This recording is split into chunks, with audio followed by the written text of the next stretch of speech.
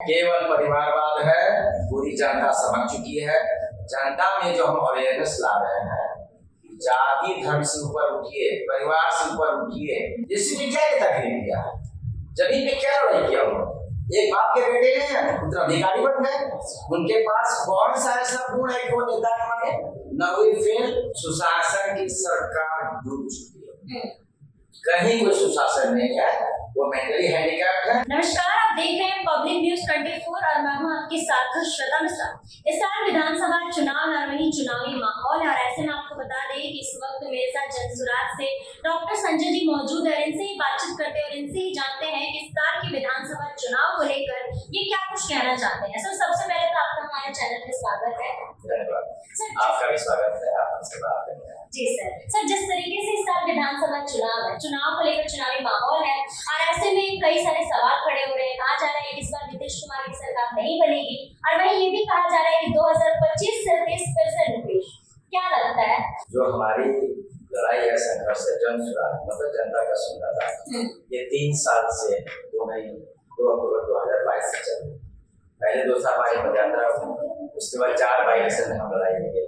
एक एमएलसी चुनाव में जीते और एक एमएलसी चुनाव में हम सेकंड पोजीशन पे। तो 4 बाई इलेक्शन हुआ, उसमें हम 10% वोट पाए। जबकि साउथ बिहार में हमारा उस समय पदयात्रा हुई थी, नवा संगठन था। उसके बाद से हमारा आश्रम में जो पूरे बिहार से लाखों लोग आए, उनकी ट्रेनिंग हुई है और अब दोबारा पदयात्रा जो बिहार बदलाव यात्रा के रूप में चल रही है, ये 120 दिन 4 महीने पूरे बिहार में प्रशांत जी के साथ जा रहे हैं। 243 जो विधानसभा का एरिया है उसमें हम लोग चल रहे हैं। तैयारी हमारी बहुत बड़ी हो रही है, संघर्ष बहुत बड़ी है और इसमें प्रशांत जी जो बार प्रूव भी कर रही है, कई बार मौका ने देखा भी है कि नीतीश कुमार जी का बुद्धि का क्या हाल है। कभी वो किसी के सर पे गमला रखते हैं, कभी वो किसी स्त्री को टच करने लगते हैं, कभी वो विधानसभा में उल्टी बातें शुरू कर, जो कि पब्लिक लाइफ में नहीं करनी चाहिए। तो उनके बुद्धि का ठीक है, नीतीश कुमार की शुरुआत में 7-8 साल 10 साल अच्छा काम किए, उनका योगदान है।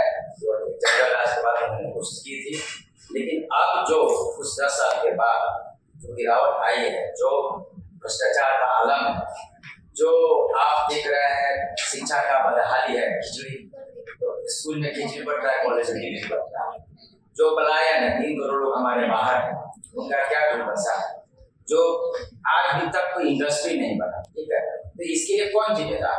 आज भी बिहार सबसे पिछड़ा है, इसके लिए कौन जिम्मेदार? सबसे उनकी पैदा किया, चाहे 40 साल कांग्रेस ने कोशिश किया, चाहे 15 साल लालू जी ने कोशिश किया, चाहे 20 साल से नीतीश बाबू है।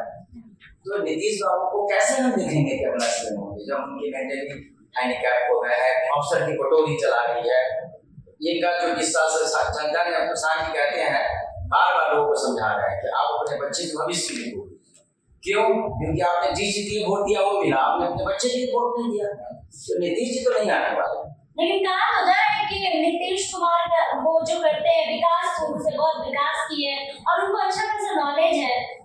तो वो तो जो इज्जत तो हम तो दे ही रहे हैं, इज्जत उनके पास से 8 साल 10 साल उन्होंने अच्छा काम किया, रोड बनाया, बिजली के लिए कोशिश किया, पुल बनाया, ठीक है, लेकिन 21 पुल गिरे।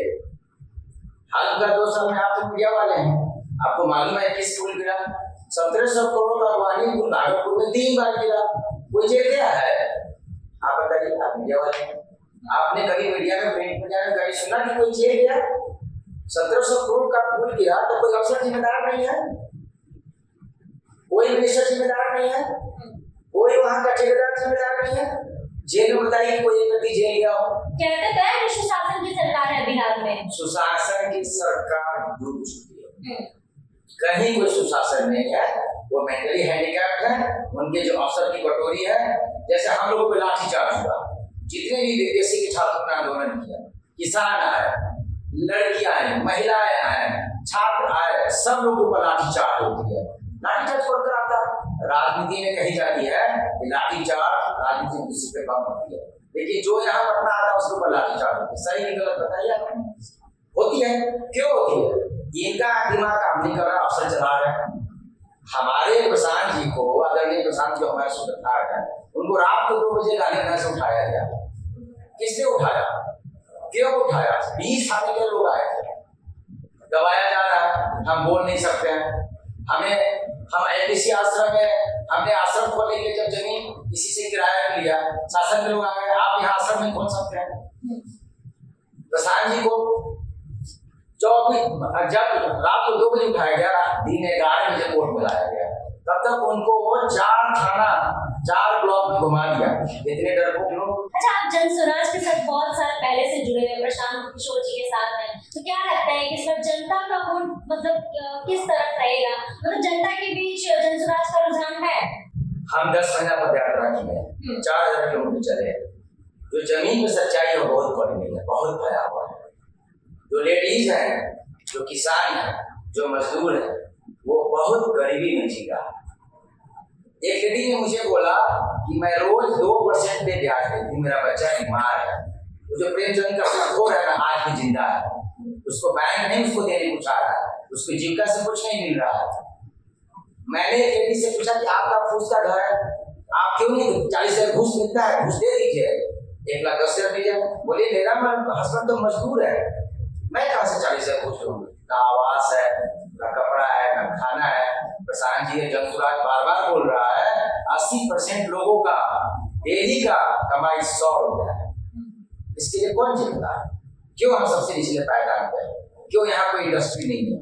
कोई यहाँ हॉस्पिटल से दवा नहीं मिल रहा है? क्यों डॉक्टर ड्यूटी पे नहीं रहता?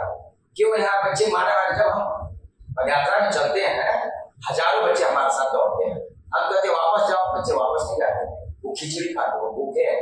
अच्छा, मतलब सिर्फ कहने के लिए बिहार में सुशासन की सरकार है? केवल कहने के लिए है, छोटी बातें हैं, कोशिश किया, लेकिन उस कोशिश का सम्मान है। लेकिन आज भी हम सबसे पिछले मैदान पे है।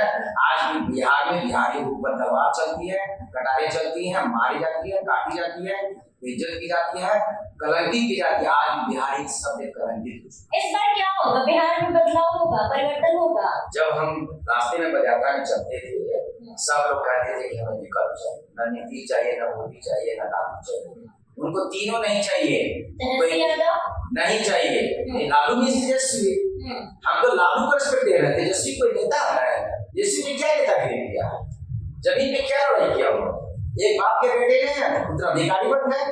उनके पास कौन सा ऐसा गुण है कि वो नेता बने?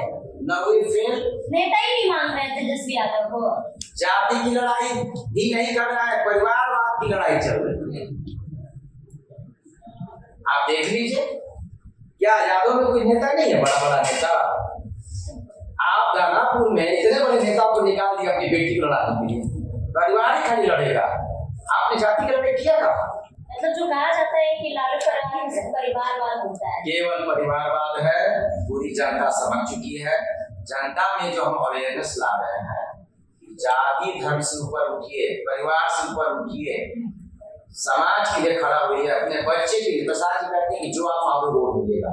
आप अपने बच्चे के लिए सही आदमी को वोट दो, चाहे जनसुराज को दो, चाहे मत दो, आप सही आदमी को अपने बच्चे के भविष्य के लिए वोट सही आदमी वो आपको दो। चलिए, तो जैसे कि आपने डॉक्टर संजय जी की बातों को सुना और वही इनकी बातों से आप कितने सहमत हैं, इसके साथ ही इस साल के विधानसभा चुनाव को लेकर आप लोग क्या कुछ कहना चाहते हैं, आप लोगों की क्या राय है, कमेंट बॉक्स में अपनी राय जरूर बताइएगा। फिलहाल इस खबर में बस इतना ही। ऐसी तमाम खबरों के लिए बने रहे हमारे साथ और देखते रहे पब्लिक न्यूज़ 24। धन्यवाद।